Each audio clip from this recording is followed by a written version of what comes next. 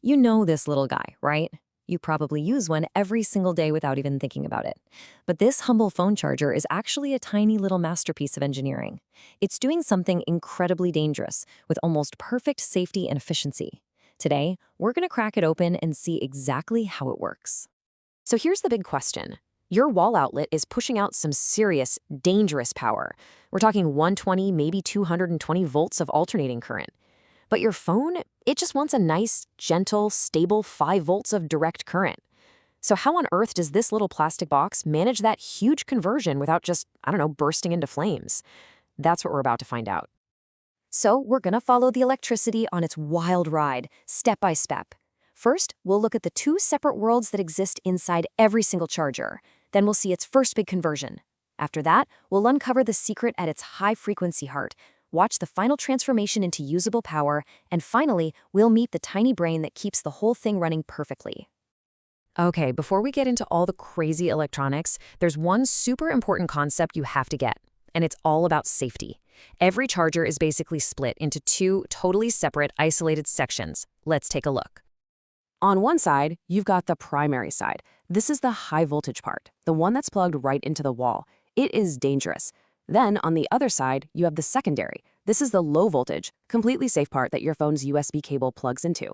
The key here is that these two sides are electrically isolated. They don't touch. This is what protects you from getting a massive shock. All the magic happens when the power crosses this invisible divide.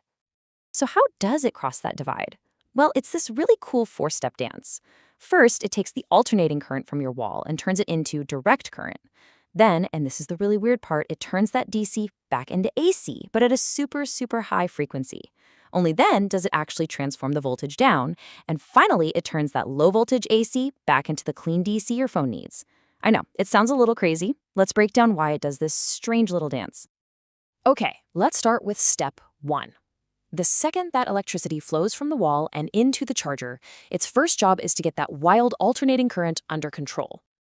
Now, to get this first step, we need to talk about a crucial little component, the diode. Just think of it like an electronic check valve or a one-way street. It only lets electricity flow in one direction, and that is absolutely key for what's about to happen next.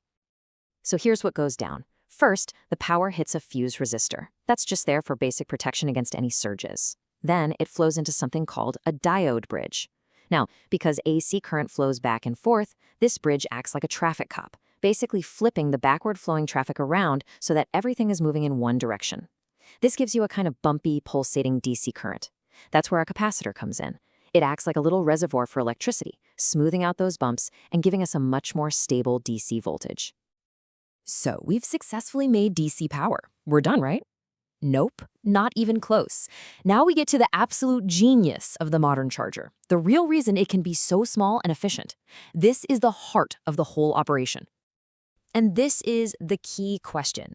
It sounds completely nuts. We just went through all that trouble to make direct current. Why in the world would we immediately want to turn it right back into alternating current? Well, the answer is surprisingly simple, and it's the key to this whole design. It lets the charger use a transformer that is incredibly, ridiculously tiny.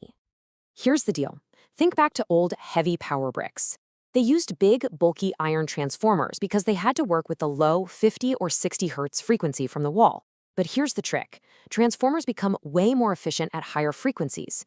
You can transfer the exact same amount of power with a much, much smaller magnetic core. So by creating its own high-frequency AC, the charger can use a tiny, lightweight, and super efficient transformer. And when I say high frequency, I mean really high. We're not talking about 60 times per second. This little circuit is switching on and off between 15,000 and 60,000 times every single second. That's 15 to 60 kilohertz. It's thousands of times faster than what comes out of your wall. This high-speed magic happens in something called an oscillator circuit. You've got a main transistor that acts like a ridiculously fast light switch, and it's being told when to flick on and off by a smaller control transistor. This furious switching is what chops up that smooth DC into pulses of high-frequency AC, perfectly prepped for that tiny transformer. Okay, so the power has now made the big jump across the safety gap using that Trini transformer. It's on the safe, low-voltage side. But we're not home free yet. Your phone needs pure, clean DC, not this high-frequency AC stuff. The transformer did its main job, dropping the voltage way down to a safe level. but the power is still buzzing along at that super high frequency, and your phone just can't use it like that. So the final step is to clean it up and convert it one last time. To do this, it uses another diode, but this is a special one, a Shakti diode, that's fast enough to keep up with the insane frequency. Just like before, it gets all the current flowing in one direction. Then, one last capacitor is there to smooth out any final ripples. And the result? A beautiful, stable, clean 5-volt DC output that your phone loves. We have our 5 volts. But what happens if you start playing a game on your phone while it charges? Or as the power from the wall dips for a second? The charger needs a brain to make sure that output stays locked at a perfect 5 volts no matter what. So this is the final piece of the puzzle. How does the safe, low-voltage side of the circuit talk back to the dangerous, high-voltage side to tell it to speed up or slow down? Remember, they can't be electrically connected. That's the whole point. The answer is so clever, it uses light. There's a tiny component in there called an optocoupler. It's basically a tiny LED and a light sensor sealed in a little black box.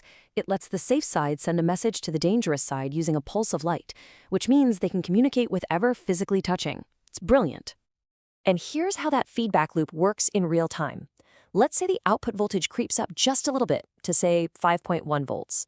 A special Zener diode over on the safe side senses this and immediately tells the optocoupler's LED to turn on. That little flash of light shoots across the safety gap. The sensor on the dangerous side sees it and tells the main switching circuit, hey, ease up a little. The circuit slows down just a tiny bit, and the voltage drops right back to a perfect 5 volts. It's this constant, high-speed conversation happening with light. So let's just run through that insane journey one last time. AC from the wall becomes DC. That DC gets chopped up into high-frequency AC. That gets transformed down to low voltage, and then it's turned back into perfect DC for your phone, all while a tiny brain is using light to make constant adjustments. And all of this happens thousands upon thousands of times every single second. You know, the folks who originally broke this down, Electronica Brothers, they put it perfectly. They said that even with what looks like a simple circuit, this charger transforms dangerous AC into safe DC with incredible efficiency and safety. It really is a marvel of engineering. So the next time you plug your phone in, maybe you'll see this little white box a little differently. It's not just a plug. It's a sophisticated miniature power plant doing an amazing dance of physics. It really makes you wonder, what other everyday objects are hiding a world of incredible unseen engineering?